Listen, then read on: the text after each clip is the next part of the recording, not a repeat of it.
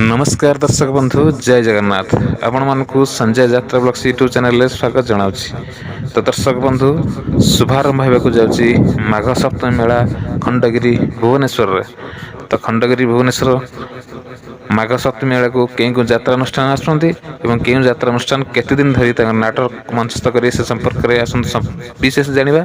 तो video T संपूर्ण देखा पूर्व जो मैंने चैनल नुआ अच्छा चैनल को सब्सक्राइब करूँ पाखे रास्ता बेल आइकन को प्रेस करूँ नोटिफिकेशन ऑल सिलेक्ट करूँ। आसन जा संपूर्ण वीडियो देखा। ଯାତ୍ରା ବାଦଶାହ କୋଣାର୍କ ଗଣନାଟ୍ୟ 18/2/2024 ରୁ 23/2/2024 ପର୍ଯ୍ୟନ୍ତ ଘାଟିକିଆ ସନାତନ ସେବା ସଦନ ଖଣ୍ଡଗିରି ତାର କ୍ୟାମ୍ପ ଲଗାଇ ଯାଉଛି। ଏଭଳି ଯାତ୍ରା ମହାରଥୀ କଳିଙ୍ଗ ଗଣନାଟ୍ୟ 18/2/2024 ରୁ 22/2/2024 ପର୍ଯ୍ୟନ୍ତ ଜାଗମରା ଇନ୍ଦିରା ସାଂସ୍କୃତିକ ମଣ୍ଡପ ଖଣ୍ଡଗିରି ଠାରେ ତାର କ୍ୟାମ୍ପ ଲଗାଇ ଯାଉଛି। ଓମ୍ ଶ୍ରୀ ବାଘାଯତୀନ ଲୋକନାଟ୍ୟ 18/2/2024 ରୁ 22/2/2024 ପର୍ଯ୍ୟନ୍ତ ଖଣ୍ଡଗିରି ମେଳା ତାର କ୍ୟାମ୍ପ ଲଗାଇ ଯାଉଛି।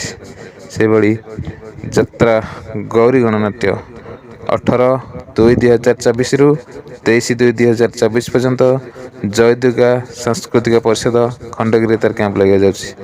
ଯାତ୍ରା ଦୁର୍ଗା ମନ୍ଦିର 18/2/2024 ରୁ 23/2/2024 ପର୍ଯ୍ୟନ୍ତ ମା ମଙ୍ଗଳା सांस्कृतिक युव परिषद खंडगिरी ठाकुर कैंप लगे जाଉଛି। अपेरा साई सम्राट 18/2/2024 ରୁ 20/2/2024 पर्यंत हरिकृष्ण महताब सांस्कृतिक परिषद खंडगिरी लगे जाଉଛି। से यात्रा रंगमहल 24/2/2024 ରୁ 29/2/2024 पर्यंत नीलाद्री साई यात्रा कमिटी कैंप लगे जाଉଛି। से शिवानी गणनाट्य 23/2/2024 ରୁ 29/2/2024 पर्यंत जागमरा इंदिरा सांस्कृतिक मंडप खंडगिरी तर कैंप लगे जाए। स्वर्ण महल यात्रा स्वर्ण महल 25/2/2024 ରୁ 29/2/2024 पर्यंत माँ मंगला सांस्कृतिक परिषद युवा परिषद खंडगिरी तार कैंप लगे जाए।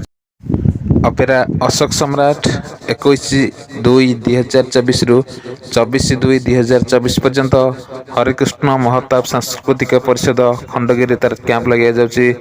ଯାତ୍ରା ଅପେରା ଅଶୋକ ସମ୍ରାଟ ଯାତ୍ରା ସମ୍ରାଟ ତୁଳସୀ ଗଣନାଟ୍ୟ 25/2/2024 ରୁ 29/2/2024 ପର୍ଯ୍ୟନ୍ତ ହରିକୃଷ୍ଣ ମହତାବ ସାଂସ୍କୃତିକ ପରିଷଦ ଖଣ୍ଡଗିରି ତାର କ୍ୟାମ୍ପ ଲଗାଇ ଯାଉଛି। ସେଭଳି ଯାତ୍ରା ସ୍ୱର୍ଣ୍ଣ ମନ୍ଦିର ତାର କ୍ୟାମ୍ପ ଲଗାଇ ଯାଉଛି 23/2/2024 ରୁ 29/2/2024 ପର୍ଯ୍ୟନ୍ତ बाबा नीलकंठेश्वर यात्रा कमिटी बरमुंडा ठारे। से सूर्य मंदिर 24/2/2024 ରୁ तार कैंप शुभारंभ हो जाଉଛି। घाटिकिया सनातन सेवा सदन खंडगिरी ठारे। दर्शक बंधु आपण माने जानिले खंडगिरी महाकुंभ मेला को यात्रा अनुष्ठान संपर्क में रहउछि। जय जगन्नाथ।